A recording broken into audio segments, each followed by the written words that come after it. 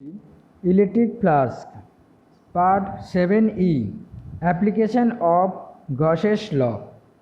আজকে আলোচনার বিষয় field intensity at a point due to an infinite conducting charged plane slab। বাংলাতে অসীম পরিবাহী আহিত সমতল ফলকের জন্য কোনো বিন্দুতে তড়িৎ প্রাবল্য। ঠিক আছে, আমরা আগের যে ভিডিওতে পড়িয়েছিলাম সেখানে ছিল থিন প্ল্যান ল্যামিনা। থিন মানে পাতলা, এই পৃষ্ঠার মতন পাতলা। কিন্তু এখন যেটা আলোচনা করব সেটা হচ্ছে স্ল্যাব অর্থাৎ ফলক। ওকে, আগের ভিডিওটারই মতো পুরোটাই হবে একই, সব কিছুই একই হবে, শুধু এটা একটু মোটা আর তার জন্যে ডেরিভেশনটা একটু আলাদা রকম হবে। সব এক, আলাদা নয়, ফর্মুলাটা শুধু একটু আলাদা হবে। তাও বলে দিচ্ছি আগাম, এই 2 আছে, এখানে 2টা হবে না, ডাবল হবে, যেহেতু দ্বিগুণ বলা হয়েছে।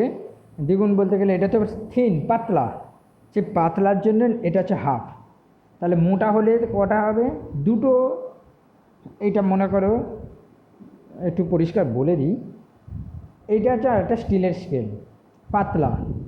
ঠিক আছে, ফলে এর সারফেস এদিক আর এদিক যাই ধরনের কেন, একটাই তো পাতলা, একটাই তোমার শিট বোঝাচ্ছে, তার জন্যে হাফ ধরে নিচ্ছি। আর এইটা হচ্ছে মোটা, এর সারফেস এই যে মোটা অংশটা দেখতে পাচ্ছ, মোটা কতটা মোটা, এদিকে একটা সারফেস, এদিকে একটা সারফেস, তার মানে কি ডবল সারফেস হচ্ছে। সে ডবল সারফেসের জন্য 2 দিয়ে গুণ হবে, হলে কী হবে, 2 2 কেটে যাবে, তাহলে সিগমা বাই এপসাইলন নট। না হলে বাকি সব একই কনসেপ্টেই হবে, সুতরাং অসুবিধে কিছু নেই। তো আমি করে দিচ্ছি, ব্যাপারটা খুবই সোজা। সেই আমি প্রত্যেকটা এই ধরনের ভিডিও একই কথা বলি, 6টা আইটেম আছে, এই 6টা আইটেম ধরে ধরে এগোবে। আমি এই 6টা আইটেম ধরেই এগোবো। দেখো, প্রথমে ওই স্ল্যাবটা আঁকতে হবে।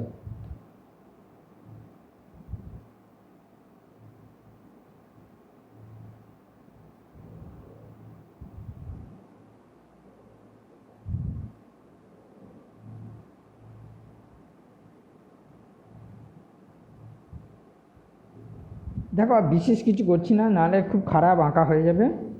আচ্ছা, এইখানে আমি একটা ক্ষেত্র নির্বাচন করলাম। যেহেতু মোটা এতটা চওড়া, তাহলে এই রকম একটা অংশ দাঁড়াবে। এটার ক্ষেত্রফল হচ্ছে ডিএস। ওকে, তো এটা হচ্ছে প্লেন স্ল্যাব। এই আধান হচ্ছে প্লাস চিহ্ন আধান দিলাম, প্লাস চিহ্ন আধান। ওকে, এই যে অংশে এখানে আধানটা হচ্ছে কিউ, এর আধানটা হচ্ছে কিউ আধান, এই টোটাল আধানটা হচ্ছে কিউ। ওকে, তাহলে এর যে সিগমা, এই যে সিগমাটা হচ্ছে আহিত সমতল পরিবাহী ফলকের ক্ষেত্র আধান ঘনত্ব। যেহেতু এটা সারফেসের উপর থাকছে, তাই সারফেস চার্জ ডেনসিটি হবে। ক্লিয়ার? লিখলাম ক্ষেত্র আধান ঘনত্ব সিগমা। তাহলে কিউ কত হবে? এই যে টোটাল যে অংশটা আঁকলাম, একটা চোঙের মতন দেখতে হয়েছে, এর টোটাল আধান হচ্ছে কিউ। এই কিউর মানটা হবে, যেহেতু দুদিকে দুটো সারফেস, সেই জন্য 2, এবং এই যে ডিএস ক্ষেত্রফল, আর সেই সঙ্গে এই সিগমা, এটা হচ্ছে এই অংশের টোটাল আধান। ওকে, তো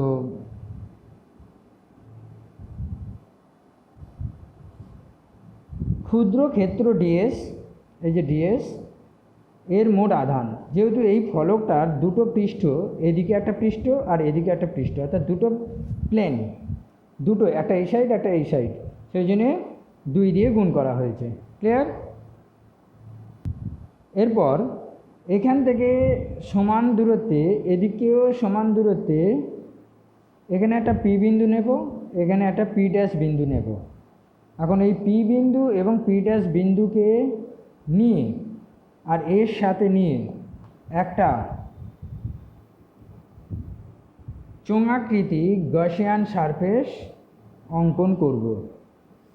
এইটা তো প্রস্থচ্ছেদ ডিএস, এরও প্রস্থচ্ছেদ ডিএস, আর এদিকেও তাই হবে।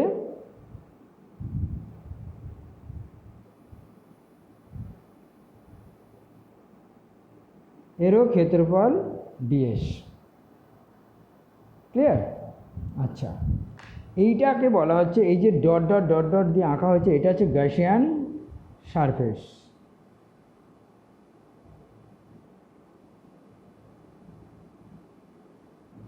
গাউসীয় তল। ক্লিয়ার? আচ্ছা, এটা আঁকা হয়ে গেল। এরপর আমাদের যেটা আইটেম, গসিয়ান সারফেস ড্র করা হলো, এবার সেটা লিখব। ওকে, তাহলে এটা একটা বুলেটিন দিলাম, এটা একটা বুলেটিন। তাহলে এখানে কি লিখতে হবে না, সমতল পাত এর উভয় পাশে সম দূরত্বে পি ও পি ড্যাশ বিন্দুর মধ্যে দিয়ে ডিএস প্রস্থচ্ছেদ বিশিষ্ট দুদিকে দুটো চোঙাকৃতি গাউসীয় তল কল্পনা করলাম। যেটা বললাম এখানে উল্লেখ করে দিলাম। সমতল পাতের উভয় পাশে সমদূরত্বে পি ও পি ড্যাশ বিন্দুর মধ্য দিয়ে ডিএস, এই যে ডিএস প্রস্থচ্ছেদ বিশিষ্ট দুটি চোঙাকৃতি, এই একটা আর এই একটা, গাউসীয় তল কল্পনা করলাম, এই গাউসীয় তল। ওকে, এরপর 3 নম্বর পয়েন্ট, জিএস অর্থাৎ গাউসিয়ান সারফেস এর মধ্যে আধান। তোমরা দেখতেই পাচ্ছ ছবিতে যে এর মধ্যে হচ্ছে টোটাল যে আধান সেটা হচ্ছে কিউ। ঠিক আছে, এই যে গাউসিয়ান সারফেস আঁকা হয়েছে, এর টোটাল আধানটাই হচ্ছে কিউ। তো সেই কিউ আধানটা এখানে উল্লেখ করে দিচ্ছি।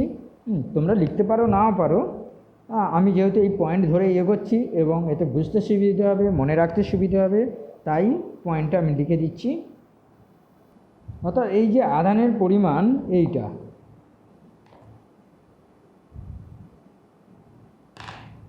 এই আধানটাই এখানে লিখে দেওয়া হয়েছে। ওকে, এর পরের যে পয়েন্ট ই এবং ডিএস হচ্ছে পরস্পর প্যারালেল, এখানে সেটা আমাদের বুঝিয়ে দিতে হবে। এই যে তলটা দেখতে পাচ্ছ, এই তলটা হচ্ছে গাউসীয় তল, এফেক্টিভ গাউসীয় তল। এই তলের ক্ষেত্রফল হচ্ছে ডিএস, যার ক্ষেত্র ভেক্টর হচ্ছে ডিএস ভেক্টর। এখন আধানটা হচ্ছে এখানে আছে, এইখান থেকে আধানের জন্য ইলেকট্রিক ফিল্ড ডিএসের সাথে সমান্তরাল হবে, অর্থাৎ ই সমান্তরাল ডিএস, দ্যাট ইজ এখানে থিটার মানটা হচ্ছে 0 ডিগ্রি। ক্লিয়ার? তো এই ব্যাপারটা এদিকেও তাই, এইটা হচ্ছে ডিএস ভেক্টর আর সেই সাথে ই ভেক্টর কাজ করবে একই রকম। এই বিষয়টা লিখতে হবে। এটা লিখে দিলাম, চোঙের বৃত্তাকার তলে ই প্যারালেল ডিএস। হ্যাঁ, এর বেশি কিছু বলার দরকার নেই। আর একটা কথা লিখতে হয়, যেটা কি না, এই যে চোঙের বক্রপৃষ্ঠ এই জায়গাটায় ই হচ্ছে 0 হয়, যার ফলে ফাইটাও 0 হয়।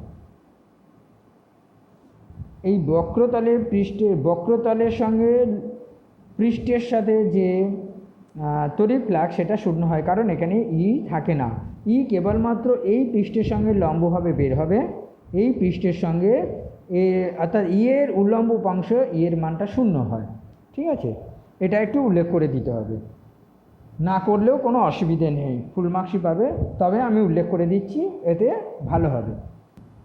অর্থাৎ চোঙের বক্রতলের সঙ্গে লম্ব অভিমুখে ই 0, অতএব ফাইটাও 0 হবে ন্যাচারালি। ঠিক আছে, যেটা আমি এখানে উল্লেখ করে দিয়েছি। তোমরা এই জায়গাটা উল্লেখ করলে ভালো হয়, কারণ এখানে ফাঁকা ছিল। আচ্ছা, এটা তো গেল 4 নম্বর পয়েন্ট। 5 নম্বর পয়েন্ট হচ্ছে ফাই নির্ণয়। এটা খুবই সোজা, তো ফাইটা নির্ণয় করতে হবে। গাউসীয় তল থেকে নির্গত মোট তড়িৎ ফ্লাক্স কী হবে, ফাই ইকুয়াল টু, আমরা যা ফর্মুলা জানি সেই ফর্মুলাটাই লিখব, ডিএস। এখানে একটা কথা বলার, কটা পৃষ্ঠতল সেটা আগে দেখো। এখানে একটা পৃষ্ঠতল, এদিকে একটা পৃষ্ঠতল। হ্যাঁ, এইটা যদি ফলক হয়, এদিকে একটা পৃষ্ঠ, এদিকে একটা পৃষ্ঠ, তাহলে দুটো পৃষ্ঠতলের জন্য তাহলে তড়িৎ ফ্লাক্স এখানে 2 হবে। ক্লিয়ার? আচ্ছা, ইকুয়াল টু কী হবে 2, এটাকে আমরা এইভাবে লিখে রাখছি পরে আমাদের ম্যাথমেটিক্যাল সুবিধা পাওয়ার জন্য। আর শেষ নম্বর পয়েন্ট, গাউসের ল অ্যাপ্লাই।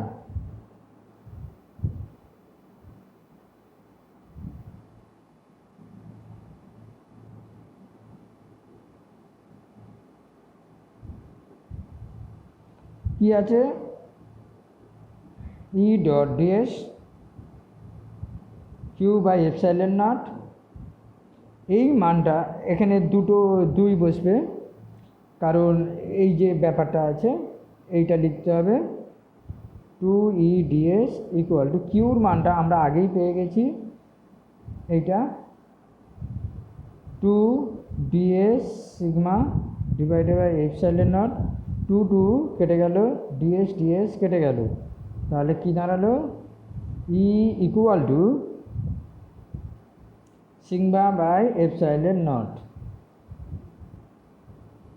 আশা করি ব্যাপারটা বুঝতে পেরেছো। যদি তোমাদের নিউমেরিক্যাল অঙ্ক প্রবলেম দেয়, যদি মোটা স্ল্যাব দেয় তাহলে তার ফিগারটা হচ্ছে এটা কিন্তু কুলম্বের উপপাদ্য, ঠিক আছে?